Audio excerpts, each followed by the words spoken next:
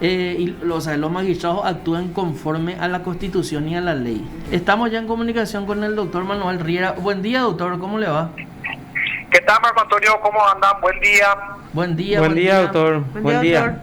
Te saludan Buenos días a todos. Estela Núñez y Carlos J. Benítez. ¿Carlos? Sí, no, doctor, precisamente estamos en contacto contigo para que nos puedas dar un poco una visión de lo que es estas reuniones que ustedes vienen sosteniendo con la Corte Suprema y cuál es un poco la inquietud de ustedes. Bueno, espectacular. Mira, te hago muy sencillo. Esta es una iniciativa del Colegio de Abogados de ahora ya unos años, y durante todos estos años también los diferentes colegios de otras ciudades del país empezaron a acoplarse a la iniciativa, ¿verdad? Lo interesante de esto es que con los años, no solamente el Colegio de Abogados del Paraguay, sino los otros colegios, y te hablo un poquitito de encima de 20, 23, 24 por ahí, terminaron reuniéndose en una federación de colegios, que acá se llama como se la conoce por las siglas de CONAP, que es un Consejo Nacional, una federación en sí, que nos reúne y nos organiza, ¿verdad? A partir de ahí, la Corte nos residía presencialmente hasta lo que terminó el año pasado, antes del lío del COVID, pero este año se retomaron las reuniones de manera telemática. Es una cosa que, como todo, ¿verdad?, que trae lo positivo y lo negativo. Lo positivo es que la gente del interior puede estar siempre. O sea, un abogado de Amambay no tiene que levantarse a las 3 de la mañana para venir acá a una reunión a las 9 y encima después tiene que volver.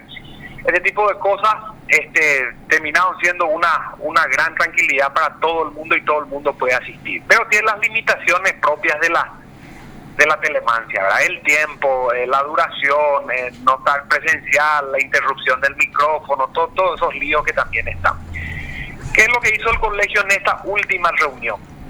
En esta última reunión a nosotros nos tocó llevarle a la Corte entre 5 y 7 puntos más o menos, prácticamente todos son operativos, que es el cúmulo de las cosas que las personas nos van diciendo o haciendo llegar.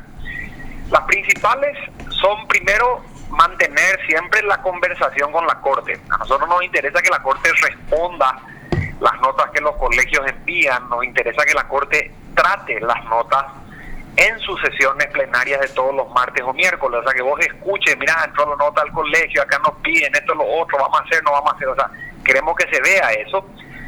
También están los pedidos de auditorías. Auditorías son pedirle a la Corte, entre un poco de idea cómo funcionan estos juzgados por la excesiva morosidad.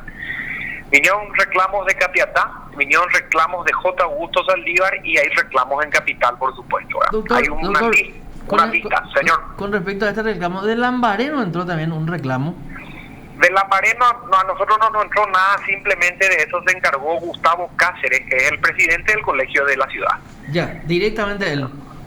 Directamente él, justamente así, porque te decía, ¿verdad? El problema del límite, tenés 4 minutos para hablar, es un desastre. Entonces normalmente lo que hacemos es preparar todo el mundo por escrito las cosas, se presentan a tiempo en mesa de entrada a la Corte y en la versión telemática lo que haces es una exposición verbal muy sintética o resumida de lo que escribiste.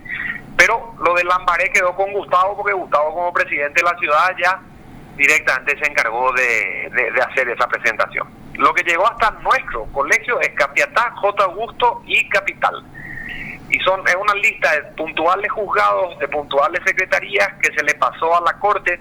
De hecho, la gente de auditoría de la Corte se contactó con nosotros después para pedir mayores detalles y la intención es señalarles que los jueces en esos lugares o las secretarías en esos lugares, sacando por supuesto la razonable y aceptable tardanza de una época del COVID con la limitación de funcionarios y un régimen, sacando todo eso, aún así se están excediendo demasiado, ¿verdad? Esas son, digamos, las cuestiones operativas. Después está un problema de ventanillas, se te meten todos los gestores acá para el registro público, los abogados, los escribanos terminan peleándose con un montón de extraños en lo que supuestamente iban a ser ventanillas para profesionales. Y el tema más relevante de toda la nota, digamos, es la participación en el proyecto de Inactares. Ese sí, ¿verdad? Ese es un proyecto muy interesante que se metió en el Senado. Creo que está Fidel Zavala, creo que está Enrique Riera, creo que está un grupo de senadores importantes, porque estamos hablando de de reestructurar una parte demasiado clave de los registros públicos. Y la Corte lo que escuchó de nosotros es: pídanle al Senado que frenen la pelota, que te manden el proyecto de ley, que la Corte se interiorice y que los colegios de escribanos y de abogados se interioricen, porque esto nos afecta a todos en el día a día. Entonces sería interesante que el Senado oiga, o sea, el Congreso oiga, de parte de los principales actores y auxiliares en todo ese sistema, qué hay que hacer o qué no hay que hacer en su eventual aprobación, ¿verdad? Esto, digamos, fue lo más principal dentro de todo, Marco Antonio, y bueno, y así el resto de los colegios, ¿verdad? Pero en líneas generales, esto es lo que pasó por Asunción en esos 3-4 minutitos que se hablaron. Doctor, ahora con este último punto que nos hablaste, el proyecto DINACARE, ¿ustedes Sí. tienen ya alguna opinión al respecto o no? Esto estamos hablando de la fusión, o sea, prácticamente de los registros públicos con catastro, ¿verdad? Registro público para que dependa del Poder Ejecutivo, ¿verdad? Sí tengo una opinión de la idea, pero no del proyecto, y te explico por qué. Sí. Cuando Henry salió en su momento de la municipalidad y salió de la función pública, volvió a la oficina, acá donde estoy yo. Y en aquel momento, cuando él trabajaba en lo privado, antes de meterse después al Consejo de la Magistratura, eso con Cartes, en ese interín, digamos, en el sector privado, Henry agarró un montón de trabajos, entre los cuales estaba un programa de fortalecimiento del sistema judicial que se planteó en aquel momento, en el 2011, con la Corte Suprema, en la cual la propia Corte tomó un préstamo, o creo que fue una ayuda en realidad del BID, y con ese BID y con ese tema hicieron un trabajo con Luis Lescano Claudia, que fue ex ministro de la Corte. También estuvo Sargento Villarejo, que fue exdirector nacional de Catastro, y estuvo Lourdes, la actual directora nacional de los registros. Lourdes González. Sí, señor. En ese trabajo era mucho más grande que este. Simplemente estaban planteándole a la Corte una modificación y una actualización de todo el Código de Organización Judicial, que es un código de finales de los 80, que se escribió a la luz de la vieja Constitución del 67, no esta. Por ende, eso generalmente lo que genera es un montón de, digamos, no de contradicciones, sino de compartimientos estancos, de obsolescencia, o sea, cosas que ya no funcionan con el sistema que ya se fue. Entonces, ese proyecto tenía entre sus capítulos, por supuesto, la dirección del DINACARE, porque ya se creaba en ese momento, y a mí me interesó muchísimo porque hoy, vos si querés, por ejemplo, saber si Marco Antonio es un deudor solvente a quien Riera le puede demandar, o a quien Estela le puede mandar, o a quien Carlos le puede mandar, y bueno, entonces tenés que ir al registro de emisiones y tenés que ver si él tiene algo de emisiones, tenés que ir a Cordillera y tenés que ver si él tiene algo de Cordillera, tenés que ir al catastro y tenés que ver si ese padrón coincide con el que encontraste en el municipio, tenés que ir al automotor y tenés que ver si tiene una moto. O sea, ¿entendés? Todo el sistema registral hoy está, por un lado, enfocado en las cosas, o sea, vos tenés que buscar cosas, cuando lo que vos tenés es deudas de gente, cuando deberías buscar la persona.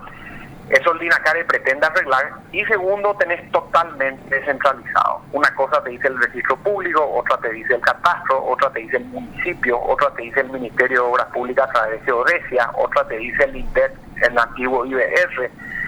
Y entonces todo eso está tan desperdigado hoy que los que están involucrados en el problema de tierras te dicen perfectamente que estamos hablando de más o menos 100.000 100.000 y pico de hectáreas en papeles por encima de lo que existe en la tierra en realidad. O sea, títulos superpuestos, problemas de finca, problemas de matrícula, problemas de esto, de padrones, de cuentas corrientes, no se sabe dónde termina lo urbano, dónde empieza lo rural, hay disquisiciones entre ministerios y municipios, entre municipios y registros, o sea, realmente es mucho lío. Cuando hoy la intención es unificar eso en una gran oficina, y después vos pones el número de cédula de Marco Antonio y ahí te das cuenta que él tiene 2 motos, 3 cosas, un arma, una marca de animales, tiene una finca, tiene esto, tiene una litipendencia, tiene un pleito, tiene una anotación de esa. Eso sería lo ideal. Y en eso están. El tecnicismo del proyecto, honestamente, no lo conozco, pero el proyecto per se aspira a reorganizar un problema brutal que tiene el país hace muchísimo tiempo. O sea que en ese sentido es muy positivo. Pero la Corte no está de acuerdo con este proyecto, ¿verdad? O sea, la Corte nunca estuvo de acuerdo para que los registros públicos dependan del Poder Ejecutivo.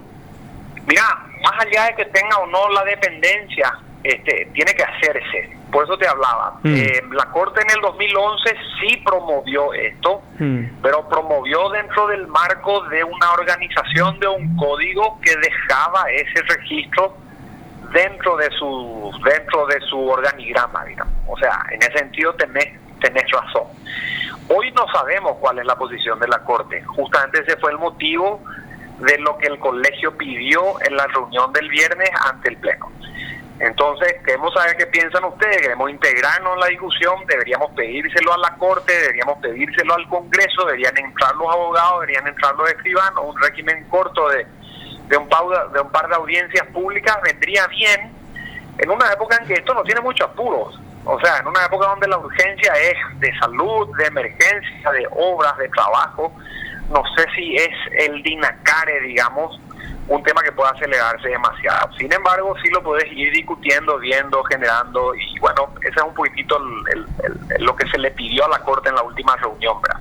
Ahora la gente, o sea, creo que dentro del Poder Judicial mismo y la gente en general dice, bueno, ahora los registros públicos pasarían a depender de un poder político.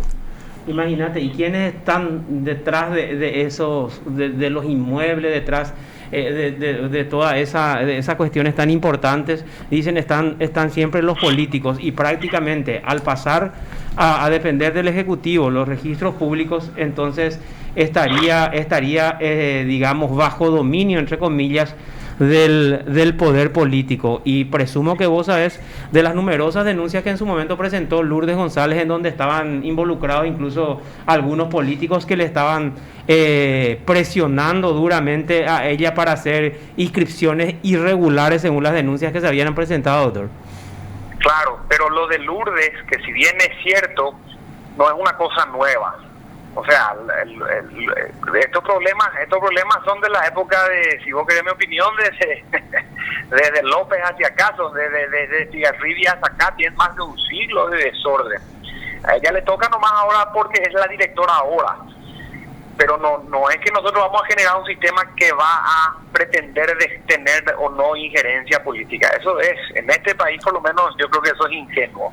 Ahora, lo que sí plantea el sistema es, por un lado, la gran unificación de toda la información, y por otro lado, el ingreso absoluto de tecnología.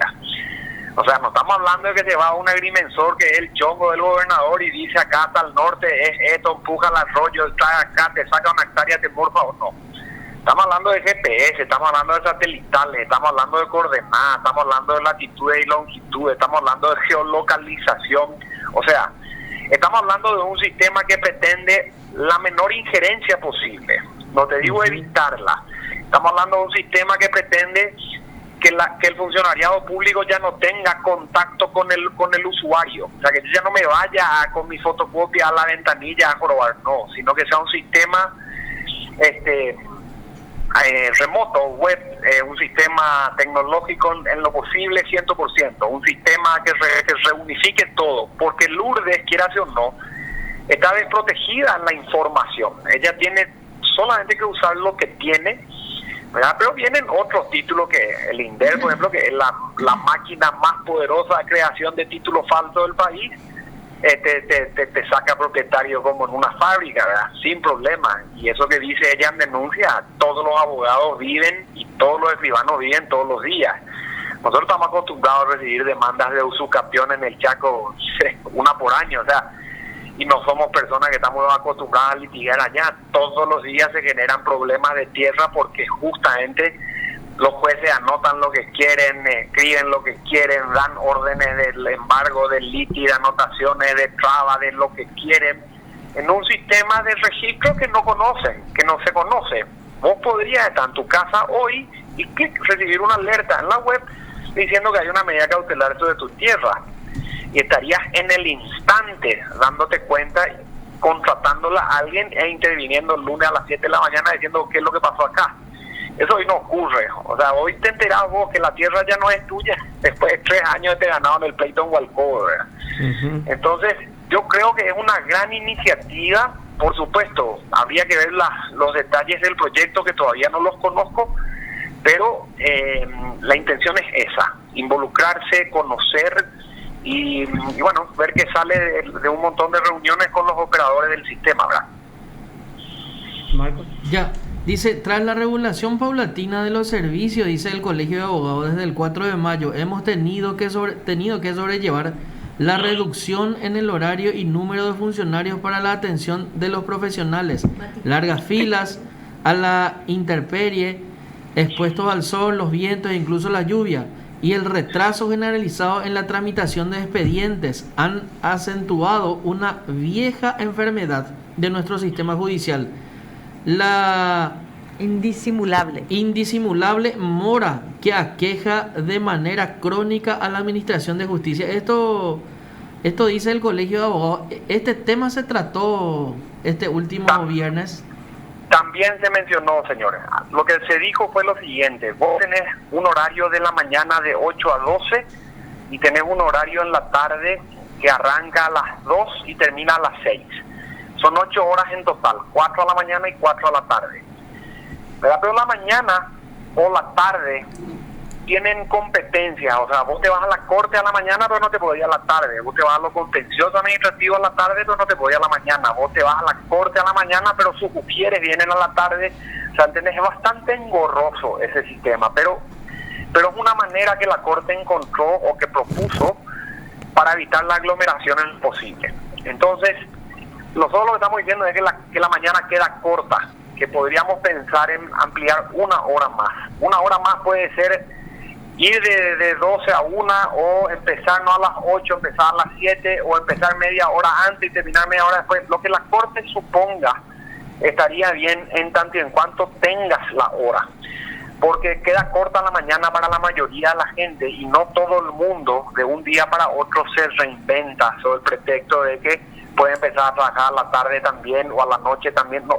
¿Sabe por qué? Porque en definitiva vos tenés que estar en tribunal todo el día.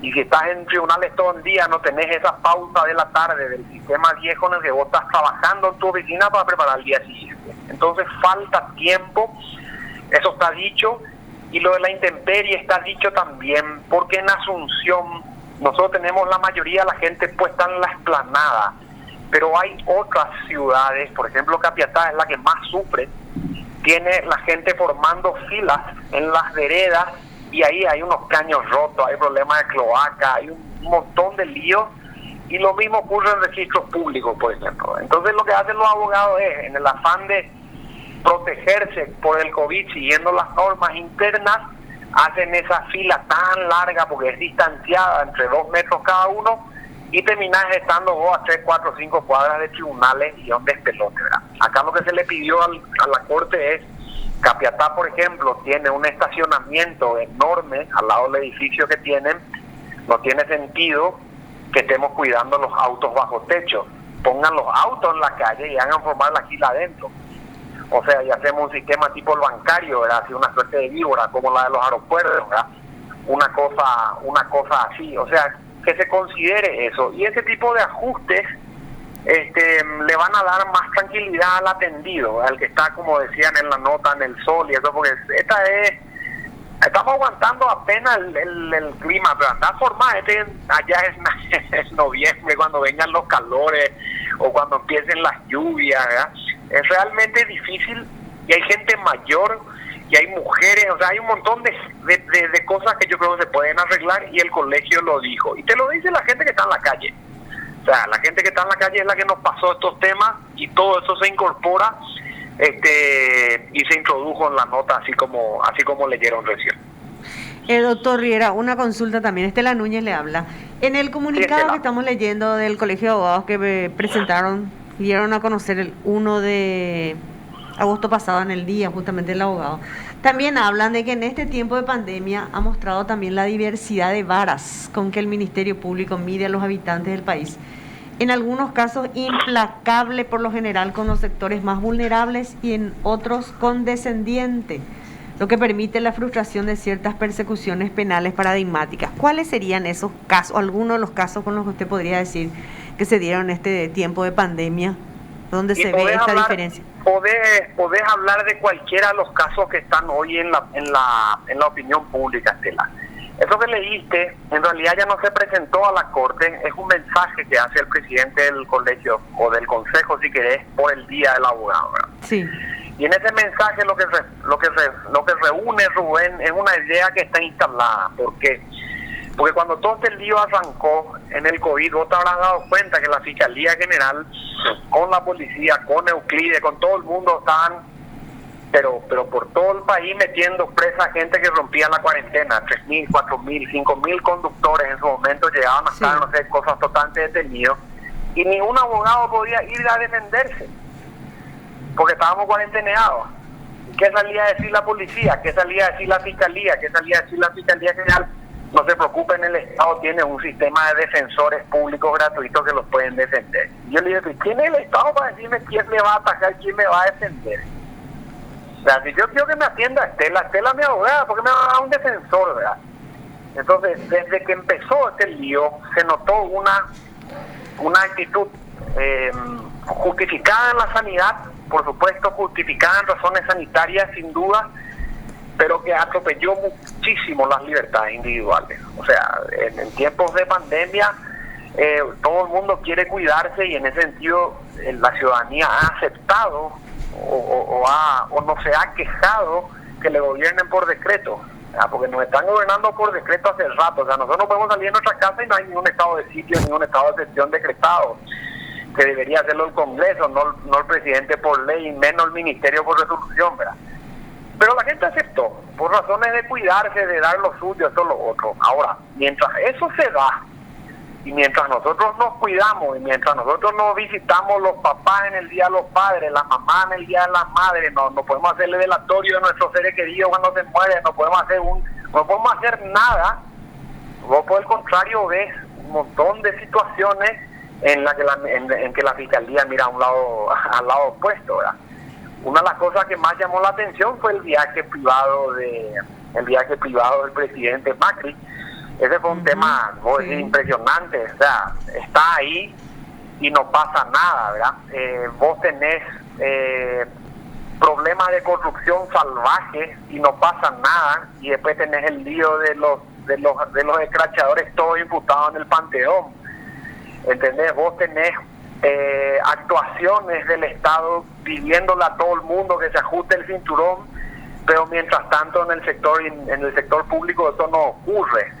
O sea, no sé cómo decir, que es una idea general la que se rescata en ese mensaje, en la cual realmente el aporte a todo esto se está haciendo desde el sector privado, en el sentido que se está cumpliendo, se está sometiendo, estamos esperando, siguen las cosas cerradas, nos dejaron en nuestras casas, no pudimos defender a los clientes, el tribunal se mantuvo cerrado, o sea, un montón de cosas, pero a la hora de la verdad, en líneas generales, eso en los grandes niveles tienen dos regímenes de excepción.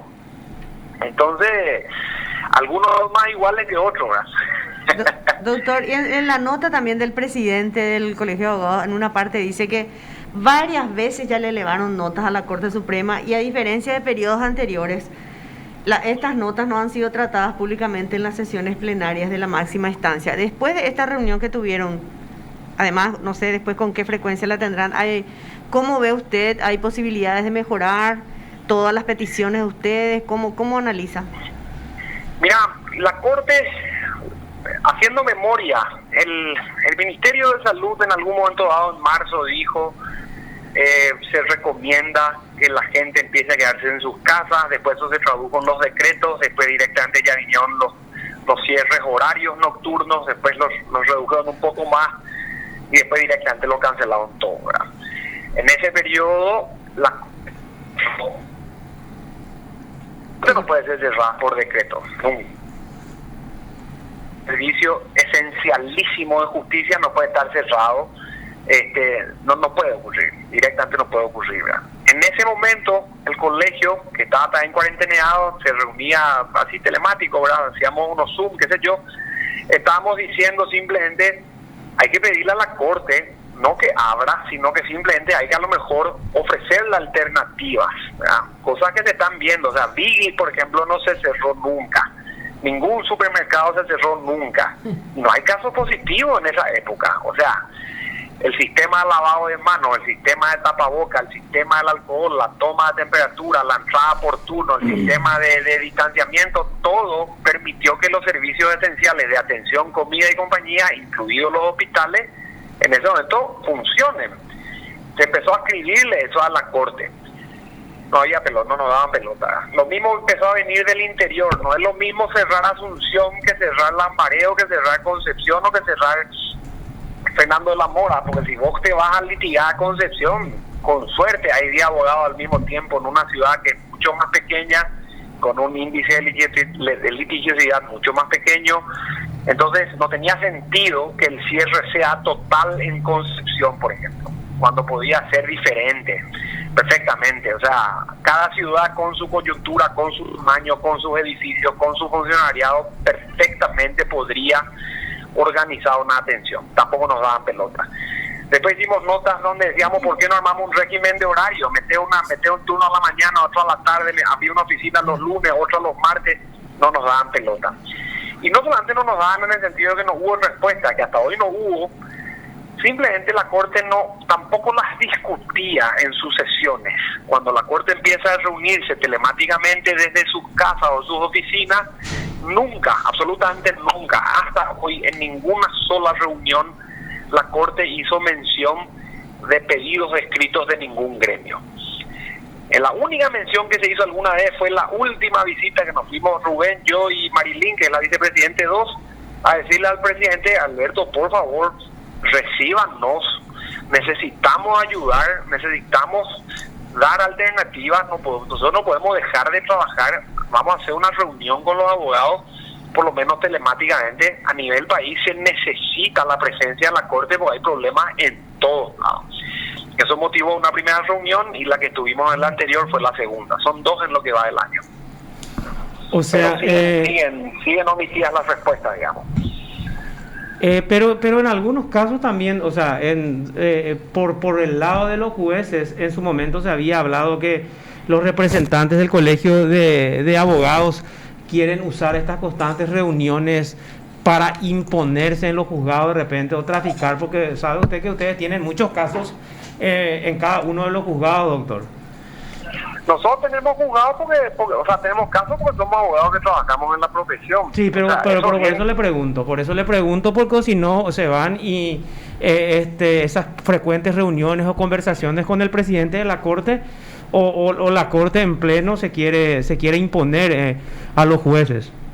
La Corte que yo recuerde nunca nos reunió en pleno, o sea, nos recibió los 9, pero sí tuvimos reuniones importantes con 5 ministros inclusive, ¿verdad? Ahora en la última tuvieron 5 más tarde o más temprano. Lo que dicen los jueces es un ñembehuepe, porque en definitiva todas las reuniones en las que nosotros estamos con la Corte están filmadas y se pueden mirar todas las filmaciones sin problema, y todo lo que se dice en la reunión tiene antes una presentación por escrito con mesa de entrada con sello en la mesa de entrada a la Corte.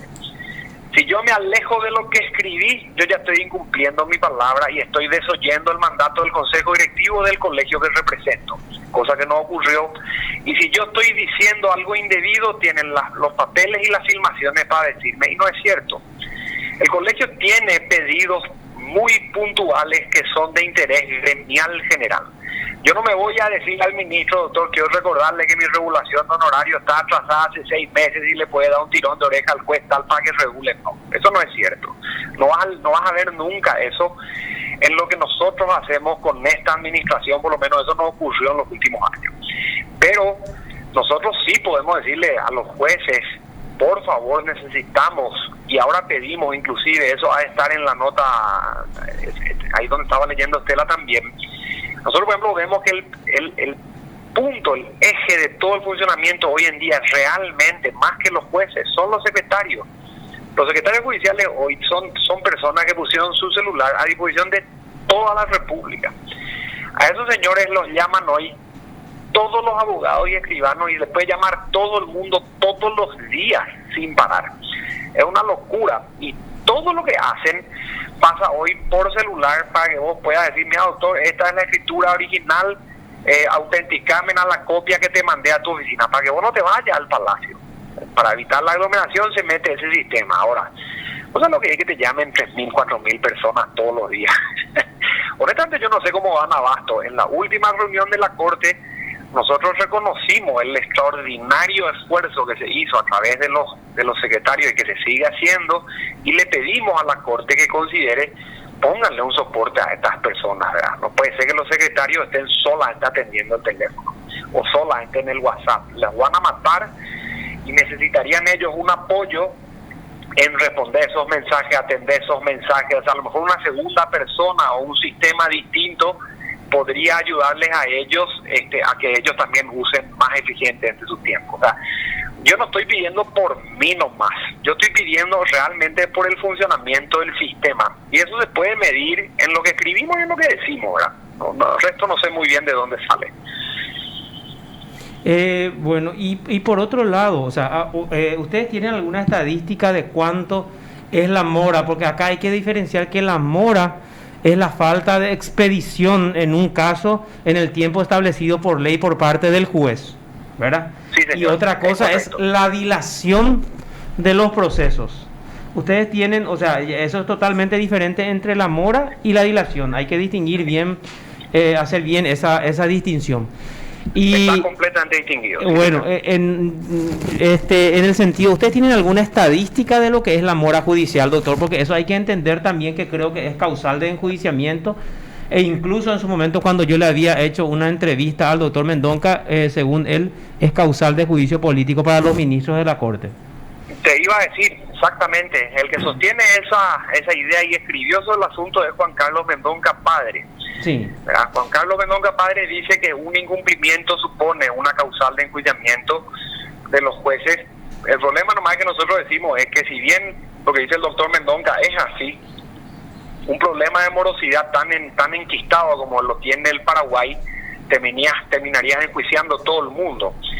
Y si terminas removiendo todos los jueces, tenés que después poner los nuevos y no los tenés. Entonces, hay que jugar con realidades, ¿verdad? O sea, entre ideales y realidades. Acá lo que nosotros entendemos es que un señor que está en los mismos problemas que tengo yo, en la pandemia, con los líos, acordate que hay jueces en edad vulnerable, o sea, que no se mueven de su casa, hasta hoy se recomienda que no salgan, o sea, asumiendo todo eso, asumiendo que el sistema electrónico no funciona a cabalidad, o sea, siguen expedientes de papel, asumiendo que eso supone irse a leer un expediente, y asumiendo además el colapso del sistema, en el sentido que están entrando entre 12.000 y 15.000 causas todos los años al sistema de justicia, y vos tenés un grupo de jueces que nos suma, no te digo más del 15 o 20% de eso, y eso sin contar con la morosidad todos los años anteriores, honestamente no se da abasto. Y además no es un problema Paraguay, es un problema regional, eso está en todos lados. No se da abasto, no pueden dar abasto. Entonces lo que se le dice a los jueces es, nosotros necesitamos herramientas para que ustedes nos digan qué te puedo ayudar, o sea, cómo puedo yo agilizar esto, puedo yo llevar unas cosas, puedo yo llevar los papeles, puedo yo llevar eso al síndico, puedo traer yo al fiscal, puedo llevarle yo a lo que, o sea, mucho se puede ayudar cuando vos, digamos, reconociendo realidades, ofreces. Pero si no te atienden, si no se puede hablar con los jueces porque está prohibida la aglomeración, si está cerrado el Poder Judicial, si las notas no te las responden, si las reuniones no se hacen y vos ves que las cosas no se solucionan, y a eso le sumás dos coyunturas que recibió la abogacía en los últimos meses. No solamente se cerraron el Poder Judicial, tuvimos la feria en enero y tuvimos la huelga del año pasado. Entonces los abogados no habían trabajado prácticamente 6 o 8 meses de manera ininterrumpida. Y todo eso ahora me dicen no me pueden atender, y bueno, ¿qué te puedo decir? Se traduce en morosidad. Suponer que los jueces resolvieron a tiempo es mentira. Y el ejemplo más claro está en la propia Corte hoy. ¿Por qué? Porque la Corte hoy está recibiendo, y es cuestión de que saques una entrevista con este asunto si querés, están recibiendo decenas de miles, acciones de inconstitucionalidad contra la ley que plantea la obligación de declarar juradamente en los procesos de licitación. Pero miles, Marco, miles. Te estoy hablando de que se forman colas y colas donde la gente está accionando contra esa ley. ¿Por qué? Y porque al Congreso se le ocurrió que el sector privado tiene que ir a declarar juradamente cada vez que le va y le venda al Estado algo, ¿verdad? Y tienen que hacer sus accionistas y sus directores y sus gerentes y sus esposas, y un absurdo, ¿verdad? Pero, entonces, ¿cómo le pedís a la Corte que resuelva eso a tiempo? Sí o sí hay mora. O sea, no, a lo mejor no tengo el detalle, acá 19 días, acá 35, acá 28, pero hay. Después podemos hacer los estudios, pero eso está, o sea, eso a la gente se le atrasa sus actividades porque los propios jueces están colapsados. Necesita tomarse eso como una realidad y tratarla de alguna manera. Eso es todo lo que pedimos, ¿verdad? Sin acusarle a nadie puntualmente, salvo que necesiten ayuda en algo, de ahí el pedido de auditoría, ¿verdad? Doctor, y por otro lado, cuando se habla de los abogados chicaneros, ¿ustedes analizan estas situaciones o esta situación en el colegio también?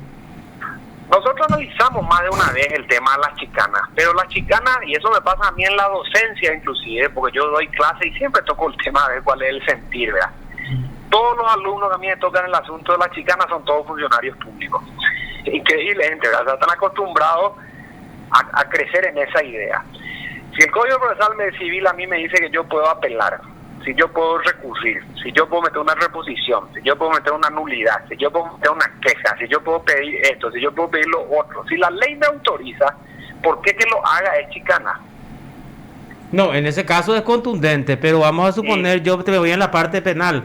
Si la ley te dice que pues, podés presentar una casación contra algún proceso, o sea, contra algo que pone fin, contra una resolución que pone fin al proceso, evidentemente no puedo presentar la casación cuando la resolución de la Cámara no le pone fin al proceso, o sea, cuando ordena que se haga un nuevo juicio, por ejemplo, ¿verdad? Y que me rechacen límites, y que me aperciba, y que me pongan una multa por el ejercicio abusivo del derecho. ¿Cuál es el problema? ¿Por qué no hace el juez ese si su trabajo es ese? Y están haciendo, pero muy los jueces lentamente. Tienen 10 días para 5 días para sacar providencias, 10 o 20 para sacar auto, y tienen 30 o 60 para sacar sentencias. Y si se atrasan no pasa nada. Pero si yo me atraso en mi apelación, pierdo el recurso. Si yo no muevo mi expediente, a mí me caduca. Si yo no meto mi acción, a mí me prescribe. Si yo no muevo una tapa, a mí me precluye. Si yo no meto esto, me queda firme. Si yo no hago eso, me imponen costas. Inclusive me pueden casar la matrícula. Entonces, no es que seamos no chicaneros. O sea, cuando vos tenés herramientas legales que autorizan la interposición de ciertos recursos, tenés que ponerlos. No importa que se diga que es o no chicana, si la ley me autoriza. Ahora, si el juez considera que en ese caso, en esa situación, esa herramienta no puede utilizarla y me tiene que rechazar ahí en el acto. Y en lo penal, por lo menos lo que tiene que ver en juicios orales, al ser los actos orales, todas las incidencias son también orales, que te las resuelvan ahí oralmente. No, señor, esto no está autorizado, porque la casación esto, porque la casación aquello, y que te la rechace. ¿Qué problema hay? ¿Por qué no te la rechazan? ¿Por qué no te sancionan en el acto? ¿Por qué no ocurre eso? Entonces, todo lo que nosotros hacemos está en la ley, pero ¿qué vas a hacer? ¿Y cuál sería el límite entre la chicana y las acciones legales? Yo conozco un montón de... el fino hilo entre estar en una chicana o estar en una acción que corresponde? El juez. Porque el juez ¿verdad? El único te puede decir que te corresponde o no. En lo civil, que es donde yo trabajo, hay un montón de cosas que no se pueden apelar. Por ejemplo, está prohibida la apelación de la apertura a pruebas, porque lo que se supone es que si hay pruebas la discusión es mayor y el resultado está más cerca a ser real que otra cosa. Sí. Y viene un tipo y apela, y que le rechace el juez. No es que yo no me puedo oponer. Yo puedo decir, delincuente, bandido, chicanero, de esta parte, esto, me saco el saco, hago moquete, pero lo mismo el recurso está. O sea, el juez tiene que decir no al lugar por improcedente y a otra cosa, y tiene que decir el acto. Ahí entra el recurso a las 11 y a las 11:05 tiene que estar rechazado. ¿Qué problema hay? si es evidente que no procede, pero ¿por qué no le rechaza? Entre lo que se puede y no hacer en un proceso de cualquier materia, en cualquier sistema procesal del mundo, la diferencia está en el juez. Si el juez es el director, el juez es el referee, el juez te puede decir, no te puede chutar el tiro libre, no te puede acercar tanto tu barrera, no puede entrar el suplente, tiene que salir primero el titular, no puede sacar la remera al festejar el gol. O sea, el juez es la clave acá. Doctor, el juez hay que apuntalarle para que él tenga todo lo posible en arreglar, ¿verdad? entonces, ¿esa valentía del juez es el culpable o no de que exista verdaderamente chicanas entonces? No sé si es el culpable porque vos decís siempre el que interpuso un recurso indebido es la parte, pero el juez tiene en sus manos el rechazo automático. No, claro, pues lo que pasa es que cuando hablamos de chicana, pues en realidad estamos hablando de alargar el proceso, de ponerle trabas, ¿verdad? Y yo creo que una acción debidamente presentada ni alarga ni le pone trabas. Está utilizando una acción real establecida en los códigos procesales, ¿verdad? Pero si en realidad se presenta una acción que no corresponde, el juez dilata en vez de a través de una mera providencia rechazar en forma, como usted dice, ilímine de inmediato y tiene ahí 3, 4, 5 meses, 6 meses, incluso años algunas veces, entonces el juez es el culpable de la chicana. Y claro, en ese caso, así como lo mencionás, sí, no puede ser de otra forma, ¿verdad? Y yo te digo más, eso te va a pasar, porque eso la gente no me entiende hasta que le pasa. Hay muchos casos, y en esta oficina llegaron bastante, donde la justicia justamente se mide en tiempo. Mientras más tarda, mejor. Hay muchas situaciones familiares, hay muchas situaciones sensibles en el interior de los problemas de la gente que solamente se van arreglando con tiempo. Yo no quiero una justicia para mañana a la tarde. En ciertos casos, yo al contrario, necesito que el pleito se inicie porque es el puntapié para buscar un acuerdo en el tiempo. Necesito que el pleito se inicie porque si no pierdo las acciones, pero mi intención no es demandar, sino arreglar cuestiones civiles muy delicadas que tienen que ver, por ejemplo, la restauración de una financiera, una empresa, puede tomar años. La sucesión de una familia puede tomar, pero delicadísimas concesiones entre hijos, hijastros, padres, padrastros. O sea, muchas situaciones se dan en el marco del tiempo. Esto que te dicen la chicana, esto, el tiempo, acá la justicia pronta y barata, son todas opiniones de gente de laboratorio. En el terreno, en la realidad de la gente, en la realidad de la litigación, cada caso tiene una coyuntura que a veces se mide con tiempo y la justicia a veces, mientras más tarda, es más justa. Pero dejamos eso para una clase sí. posterior. Dale, doctor, muchísimas gracias, doctor, por el contacto y estamos a la orden, doctor. No, y a ustedes por llamarme por el tiempo que me dieron, me parece que nos excedimos. No, está bien. Doctor, para cortar así breve, ¿cuándo se hacen las elecciones del colegio de abogados? Y ahí de vuelta respondo, cuando quieran los jueces. Tenemos dos demandas electorales que iniciaron el año pasado. Tenemos 2 demandas electorales más que se iniciaron en son 4.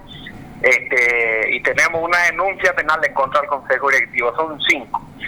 Nosotros con este lío de la pandemia no podemos hacer aglomeraciones, entonces una elección ahora supondría un problema presencial, por un lado, pero más allá de eso, ¿verdad? Ya que se pueden hacer con protocolos y ciertas medidas, queremos que la cuestión litigiosa se zanje, porque o si no va a quedar como irresoluta, va a tener siempre un problema de legitimidad el resultado que salga. Y el colegio se necesita fuerte, no con problemas de legitimidad. Entonces, no vamos a esperar que esto ocurra cuando el Tribunal Superior de Justicia Electoral nos diga, lo que sea que nos diga, estaríamos en condiciones de hacer esa elección si el COVID permite, ¿verdad? Ok, gracias, doctor, por tu tiempo. A ustedes, señores, por el llamado, que pasen muy bien, gracias. Igual, doctor. Gracias, doctor, muchas gracias. Hasta luego, chau. Así estuvimos en comunicación con el vicepresidente del Colegio de Abogados, el doctor Manuel Riera. Usted está escuchando PDS. Los artículos 112, 113 y 114 del Código Procesal Penal Sí. habla de los deberes de la parte. El 112, por ejemplo, dice la buena fe. Las partes, esto es lo que estábamos hablando, las partes deberán litigar con buena fe, evitando los planteos dilatorios y cualquier abuso de las facultades que este código les concede. No se peticionará la prisión preventiva, ya aparte, ¿verdad? Pero acá habla de la buena fe.